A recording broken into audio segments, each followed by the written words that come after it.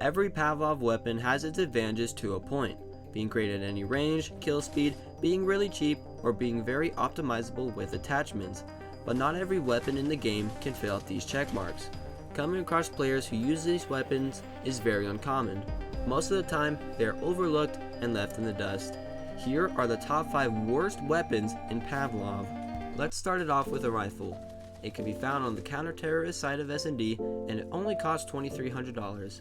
Say hi to the Famas.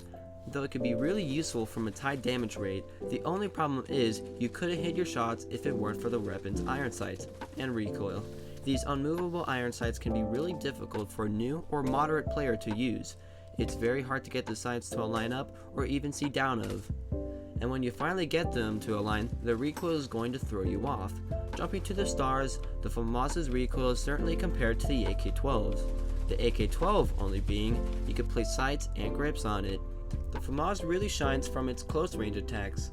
Being 2-tapped to the head, giving it more effort can land you some pretty great headshots. If you would picture the SPAS-12 from the media, how would you view it? A very overpowered shotgun that can switch from pump to semi-automatic? In your dreams.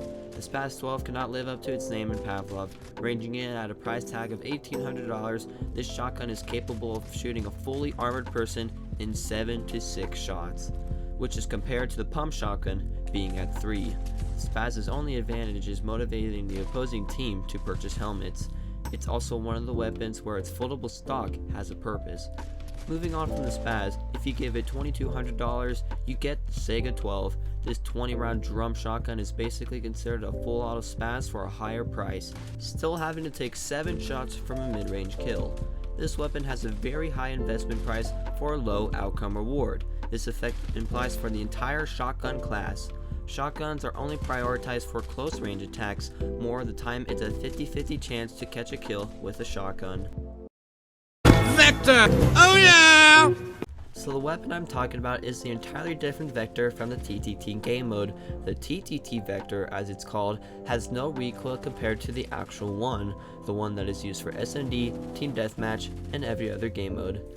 This weapon is considerably outlooked because of its killing speed. Even though it can fire fast, the bullets are compared to Nerf guns, or worse. This gun is also way harder to get used to. If you grab it and aim up its iron sights, you would have to drag your hand further down compared to normally holding other guns. You would have to find your own custom setting to get it to work just for you. The Vector is also more expensive compared to other SMGs, which example is the Bison, which is considered to have a better killing speed and iron sights. After all, the Vector can have some of its proudest moments. It can make for a great weapon when your opposing team chooses not to wear a helmet. It can instantly take them out. Pavlov has a great selection of akimbo-worthy weapons. The Micro Uzui, double barrel, dual revolvers, and dual Sega 12 shotguns.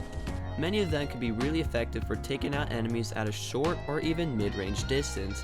It can be really hard to say that for the Scorpion. The only time when it's really effective is when it's dual wielded. Trying to main the Scorpion can be really difficult too. It has a small magazine from its firing rate and a very slow kill speed, which is really similar to the Vector. The Scorpion 2 has Nerf bullets when shooting at the chest, but has a 3-shot to the head, which still makes dual wielding this weapon a decent choice for your close range maps. The Scorpion is also the smallest SMG. It can be really hard to grab your charging handle to attack your enemy. And that's why the Micro Uzui takes the cake. To finish it all off, we got the Beretta M9. This cheap $250 gun takes a spot for being the worst weapon to use in Pavlov, or at least on what the polls said. Being found on both sides at S&D, the Beretta is really overlooked because the starting pistols can do a better job of killing your enemies. You would assume that your iron sights are lined up, but sometimes they fly straight over your opponent's head.